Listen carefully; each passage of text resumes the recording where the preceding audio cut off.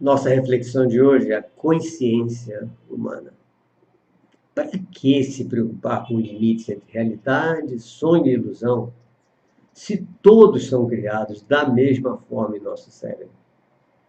Olhamos, escutamos e sentimos, e achamos que conhecemos o mundo.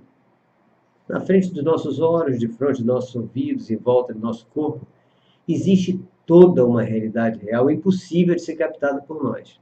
Tudo que vemos, ouvimos e sentimos nada mais são do que pequenas representações do real. Representações limitadas à nossa cultura, à nossa vivência de mundo e aos arquivos gravados em nossa memória. Montamos imagens parecidas com o real, desde que tenham alguma semelhança com o que já conhecemos. Sim, o que vemos depende do que conhecemos. Embora a ciência, até 2016, acreditasse que nossa conscientização das imagens estivesse voltada para as suas partes mais salientes, suas cores mais fortes, suas formas mais vultosas, hoje sabemos, devido aos estudos de John Henderson, Taylor Hayes, etc., que a conscientização do real tem início das partes da imagem que faz parte da nossa cultura, do nosso conhecimento prévio, e não das suas partes mais salientes. Assim trabalha a nossa mente. Assim construímos a nossa realidade de vida. Assim nos iludimos com uma realidade que é apenas parte do real, que é apenas uma representação particular, só nossa, do imenso desconhecido que nos cerca. E ainda há momentos nos quais acreditamos que todos veem da mesma forma, escutam da mesma forma, sentem da mesma forma que nós. Ledo engano. Lá fora está o inacreditável real. Nunca conseguiremos captar a sua totalidade. E por isso nos surgem as dúvidas.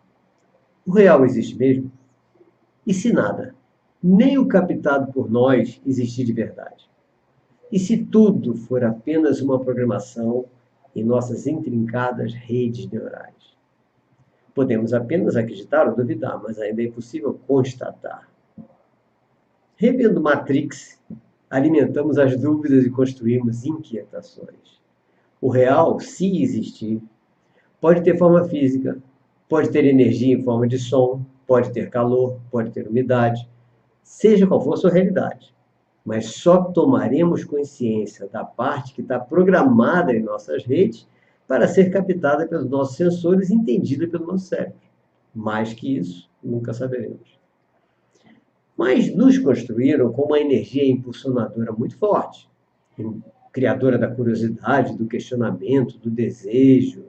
Essa energia, que Freud definiu como a libido e Nietzsche definiu como poder, a cada extrato do real captado, entendido e conscientizado, deflagra o desejo de conhecer mais um pouco do todo e estimula ainda mais os sensores de nossos olhos, nossos ouvidos, nossa pele e em todo o nosso corpo. É um lindo e maravilhoso trabalho, constante, permanente, insaciável, captando, cada um dos sensores, pequenas amostras do real e transformando-as em vibrações elétricas que navegam no interior de feixes neurais para o interior dos processadores dentro de cada um dos lobos cerebrais. As vibrações chegam ao cérebro. Esse decodifica tudo. Tenta entender o que pode, compara com o que já conhece, reconstrói a partir dessa comparação, ressignifica cada parte do recebido, e assim surge a imagem final, que entendemos como sendo o próprio real. E assim nos iludimos, achamos que estamos conscientes do real. Seja sonho, seja ilusão, ou seja o real, toda a construção mental ocorre da mesma maneira. A mente se utiliza dos arquivos existentes na memória e cria a conscientização do sonho, da ilusão, da alucinação ou da própria realidade atual. A diferença está nos elementos que compõem a conscientização final. Para o sonho, a ilusão e a alucinação, os elementos são buscados nos arquivos construídos pela nossa cultura e experiência de vida. Para o real, os elementos são a comparação dos sinais recebidos pelos sensores com esses mesmos arquivos de memória. E toda essa construção começou ao chegarmos ao mundo. Para alguns pensadores, chegamos com a mente vazia, tudo é novo.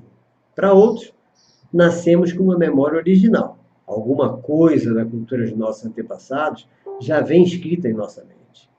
Essa memória original foi chamada de meme por Richard Dawkins, termo que acabou caindo no uso popular como se fosse uma marca de um determinado tipo de comportamento. Bom, com ou sem memes, ao abrirmos os olhos, damos de cara com uma infinidade de informações diferentes e novas. É um choque de realidade. É o nosso primeiro desafio. O que será tudo isso? Posso confiar nesse mundo? O que são todas essas coisas em volta de mim, essas imagens, esses sons, essas sensações, essas necessidades que sinto? A cada momento tomamos consciência de uma sensação diferente. São imagens, sons, cheiros, sabores, diferenças de temperatura, umidade, secura, atrito, pressão e tudo mais.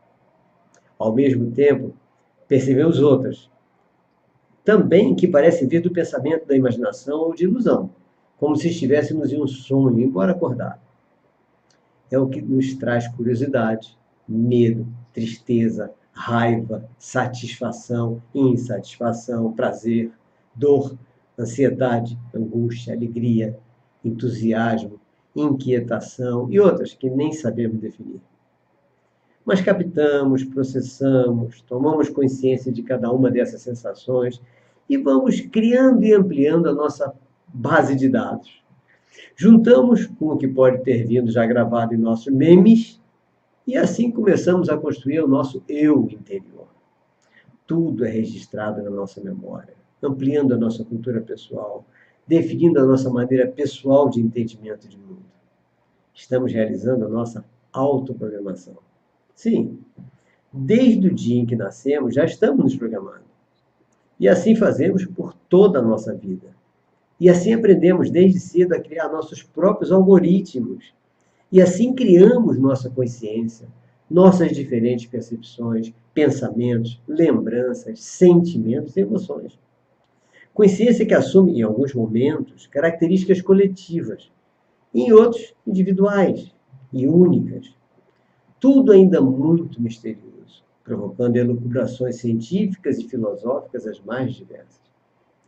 Francis Crick e Christoph Koch haviam dito que há uma infinidade de códigos neurais, algoritmos, operando por todo o cérebro, e que a própria mente inventa novos códigos a partir das experiências que temos em nosso dia a dia. Isso hoje está confirmado. E esses códigos mentais são ainda muito mais complexos do que o próprio código genético. É software puro dentro de nossa mente. Nossas atitudes, nossos pensamentos, nossos desejos, nossos sentimentos, nossas emoções são, então, o produto de uma série de equações, códigos, algoritmos contidos em cada uma dessas redes neurais. O que espanta é quando um desses cientistas nos diz que nós, nossas brincadeiras, nossos sofrimentos, nossas memórias e nossas ambições, nossa personalidade, o livre-arbítrio, nada mais são do que o resultado do comportamento de um imenso conjunto de neurônios. Ou seja, eles dizem que nós não somos nada mais, nada menos do que um pacote de neurônios divertindo-se entre si, compondo o nosso cérebro. Quem disse isso foi Francis Crick, na sua obra The Astonishing Hypothesis, ou seja, a espantosa hipótese. Com isso, não sabemos se esse pacote de neurônios está definindo a nossa personalidade, o que seria uma personalidade enlatada, pré-programada, ou se nossa mente é quem está programando esses pacotes sob nosso controle pessoal. Eu prefiro acreditar na segunda hipótese, ou seja, imaginar que nossa mente existe e é controlada, é a controladora não, ela é a controladora de toda a nossa atividade cerebral. Mas Crick já define diferente. Segundo ele, a nossa consciência nada mais é do que a consciência coletiva de aproximadamente 100 bilhões de seres independentes, chamados neurônios, compondo milhões de redes neurais. E cada rede seguindo as determinações matemáticas dos algoritmos ali estabelecidos por algum tipo de programação, sem que haja interferência da nossa vontade. Ufa! Que ducha de água fria em quem se achava que era alguma coisa importante. Um bom motivo para quem gosta de ser depressivo, certo? É uma ideia espantosa, né? Por isso que no seu livro, que se chama, o livro dele se chama A Espantosa Hipótese. E saber dela só serve para baixar a nossa autoestima. Até um outro cientista, John Hogan, achou que ele deveria ter dado outro nome ao título do livro, né? Em vez de espantosa hipótese, a hipótese depressiva, já que todo mundo que lê esse livro acaba ficando um pouco depressivo. Já vimos, então, que se quisermos seguir a ideia desses pesquisadores, não somos nada mais do que um conjunto de códigos neurais ou algoritmos, tudo pré-programado. Não somos nada além disso. Bom, mas isso pode não ser bem assim. Isso são apenas elucubrações científicas e filosóficas sobre a consciência humana. Consciência humana, que coisa complicada de entender.